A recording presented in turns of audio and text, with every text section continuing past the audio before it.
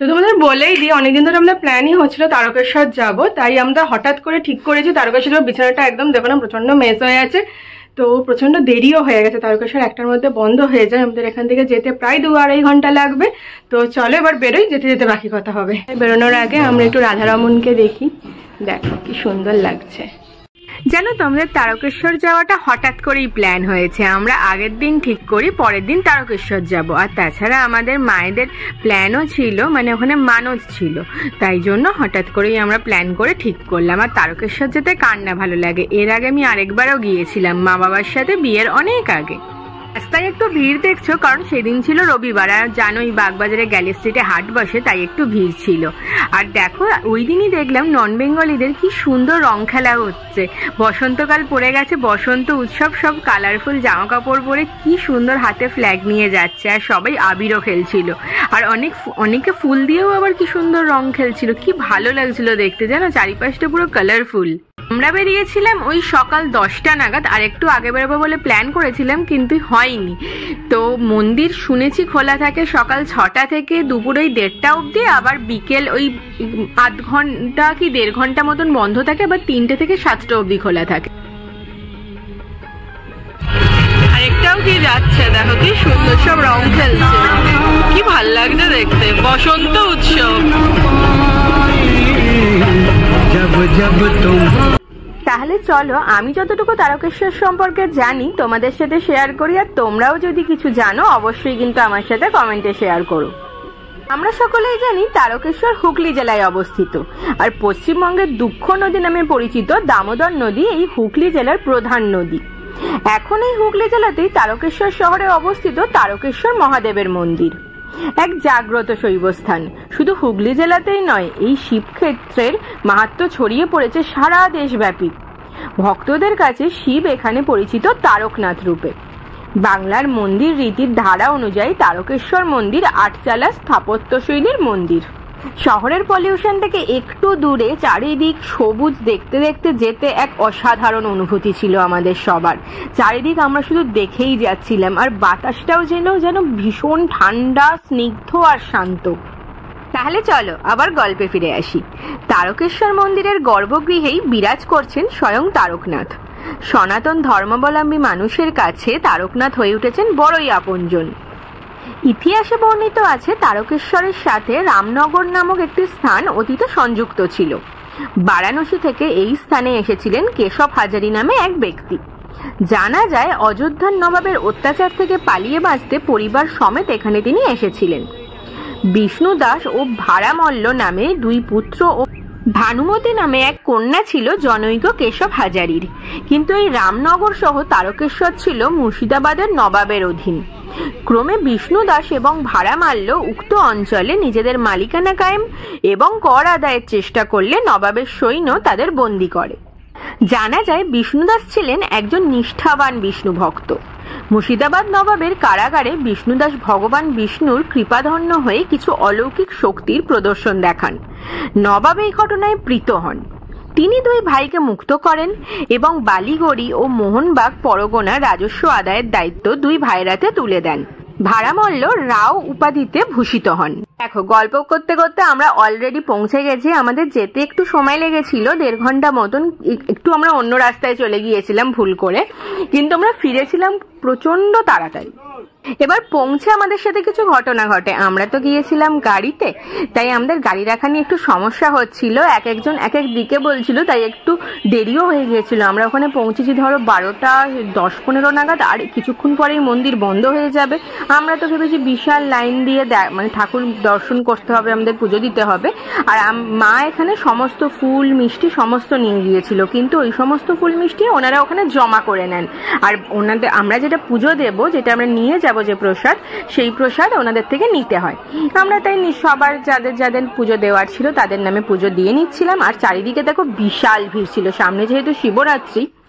আর এখানে প্রতিটা জিনিসে টাকা, মানে তোমাদের টিপ পড়াতে টাকা, কারোর সাথে দেখা হলে টাকা, মানে প্রতিটা জায়গায়। যাই হোক, ঠাকুরের জায়গা তো আমাদের এখান থেকে প্রসাদ নিয়ে এবারে আমরা মেন পুজোর মন্দিরের দিকে যাচ্ছিলাম। একজন ছিলেন আমাদের যেখান থেকে প্রসাদ নিয়ে যে, তিনি আমাদের গাইড করে নিয়ে যাচ্ছিলেন। ওখানে গিয়ে একজন মেন পুরোহিত আছে, উনি আমাদের সঙ্গে করে নিয়ে বাবার মন্দিরে পুজো দেওয়া করাবেন। মা ফুল মিষ্টি সমস্ত নিয়েই গিয়েছিল, ওগুলোই আমরা সুন্দর করে ঝুড়িতে সাজিয়ে নিয়ে এনার সাথেই যাচ্ছিলাম।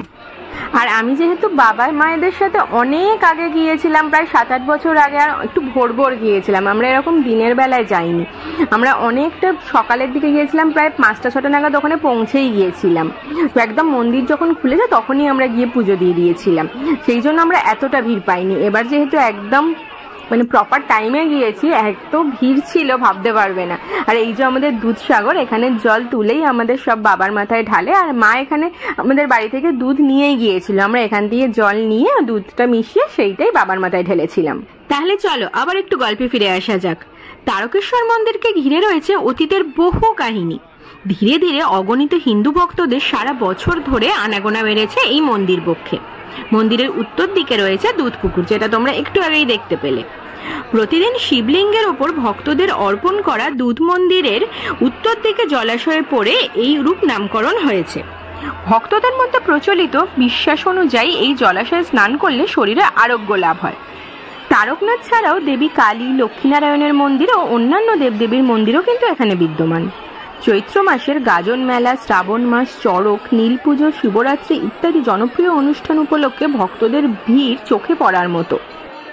দীর্ঘ পথ হেঁটে দূর দূরান্ত থেকে বাঁক কাঁধে জল নিয়ে অগণিত ভক্তগণ এই সময় মন্দিরে আসেন। দীর্ঘ পথ পায়ে হেঁটে আসা তাদের কাছে পরিশ্রম বলে মনেই হয় না, যেন যুগ যুগান্ত ধরে তারকনাথ তাদের কত আপনার নিজের, তাই না বলো? আমাদের সবারই তো তাই মনে হয়। তিনি যেন সকল ভক্তদের কষ্ট নিয়ে নেবেন নিজের কাছে। মন্দিরের চারিদিকে এত হই হট্টগোলের মধ্যেও কেন জানি না মনে যেন অদ্ভুত শান্তি লাগে। তারকেশ্বরের তারকনাথের মন্দির 8 চালার আদলে তৈরি। আমাদের বাংলার যে মন্দিরগুলি দেখা যায় তাতে চালা শ্রেণীর ছাপ রয়েছে। মূলত চালা শ্রেণী 3 প্রকারের: 4 চালা, 8 চালা আর 12 চালা। দেখো, তখন তোমাদের বলেছিলাম আমরা নিজেদের মতো পুজোর সমস্ত কিছু সামগ্রী নিয়ে এসেছি, প্লাস ওনাদের থেকে আমরা সুন্দর মাটির ভাঁড়ে যে প্রসাদ বাবাকে দেওয়া হয় সেটাও কিনেছিলাম। তারপরেও এখানে একজন পুরোহিত মশাই তোমাদের পুজো করাবেন সমস্ত ডালাটা, আর তার সাথে তোমরা লাইনে দাঁড়িয়েও পুজো দিতে পারো। ওনারা বলেছেন লাইনে দাঁড়িয়ে পুজো দিতে প্রায় 3-4 ঘন্টা লেগে যাবে, কিন্তু আলাদাভাবে যদি ওনাদের সাথে আমরা ঢুকে গিয়ে পুজো দিই তাহলে একটা অ্যামাউন্ট মানে টাকা ওনারা চার্জ করছিলেন, তাহলে সেটা দিলে ওনারা ভেতরে নিজেদের মতো নিয়ে গিয়ে আমাদের পুজোটা দিয়ে আসবেন। তো আমাদের সাথে তাই করেছিলেন ওনারা। একটা ওই 3200 মতন নিয়েছিলেন টাকা, সেটার মধ্যে সবটা ইনক্লুডেড ছিল। মোটামুটি আমাদের পুজো দিতে লেগেছিল 900 প্লাস 3200। আমরা যে মালা নিয়ে গিয়েছিলাম ওই সমস্ত মালা পরিয়ে দুধ দিয়ে দই দিয়ে বাবাকে খুব ভালো করে পুজো দিয়েছি। মনটা ভীষণই আনন্দ লাগছিল আমাদের সবার। তো ভেতরে কোনো ধূপ বা মোমবাতি জ্বালানোর কোনো কিছু নিয়ম নেই, তাই আমরা পুজো দিয়ে বাইরে এসে ধূপ মোমবাতি জ্বালিয়েছিলাম। জানো তো, অনেকে বলে এই মন্দিরের উৎপত্তি যথেষ্ট রহস্যময়। এই মন্দিরের শিবলিঙ্গকে স্বয়ংভূ বলা হয়, কারণ তারকেশ্বরের তারকনাথকে অর্থাৎ বাবার এই শিবলিঙ্গকে কেউ নির্মাণ করে স্থাপনই করেননি। গঙ্গার পলিভূমিতে এই ধরনের পাথর পাওয়াই নাকি অসম্ভব। কি বলতো,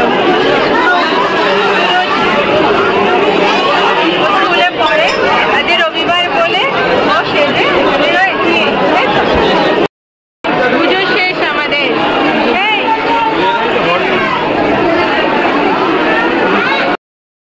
সব পুজো কমপ্লিট করে এই এখন আমরা যাচ্ছি, হাতেই এত ঝুড়ি, সামান্য পুজো দেওয়া না।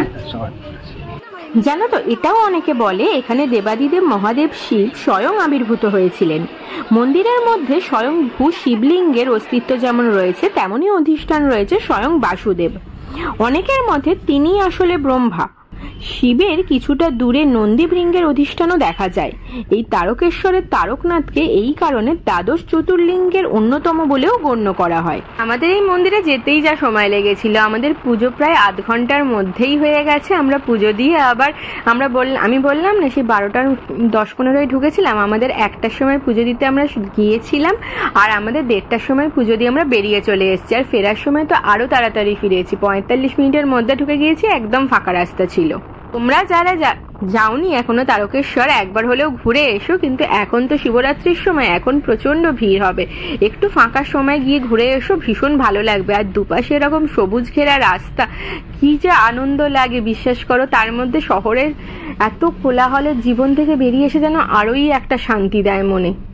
এই যে ভিডিও ক্লিপটা তোমরা দেখছো, এই ভিডিও ক্লিপটা আমার শ্বশুর মশাই তুলে দিয়েছে, কারণ তিনি সামনে বসেছিলেন গাড়ির। আর এত সুন্দর রাস্তাটা, তাই ভিডিও না করে তোমাদের সাথে না দেখানোর লোভটা আর ছাড়তে পারলাম না। ফেরার পথে হাইওয়ের পাশে দেখলাম একটা ভীষণ সুন্দর মন্দির। এটা কি মন্দির তোমরা যদি কেউ এই ভিডিওটা দেখে থাকো, তোমরা যদি জানো অবশ্যই কিন্তু আমাকে জানিও। এত সুন্দর মন্দিরটা যে মানে অদ্ভুত ভালো লাগছিল। আর তারপর চলে এসেছি আমাদের দক্ষিণেশ্বর বালি ব্রিজের ওপর দিয়ে দক্ষিণেশ্বর মন্দির। এই ভিউটা মিস করা যায় বলো? দেখো, আমি এই ভিডিওর মাধ্যমে তোমাদের তারকেশ্বর সম্পর্কে অনেকটাই বললাম, এবারে আমি যতটুকু জানি সেটাই বলেছি। তোমরাও যদি আরো কিছু জানো আমাকে প্লিজ জানিও। আর মন্দিরের ব্যাপারে টাইমিং, কিরম পুজো দিয়েছি, আমি সবটাই তোমাদের সাথে শেয়ার করেছি। আর যদি এক্সট্রা কিছু থাকে তাহলে তোমরাও সেটা সবাইকে জানিও, আমার সাথে সাথে সবাই এই ভিডিওর মাধ্যমে জানতে পারবে।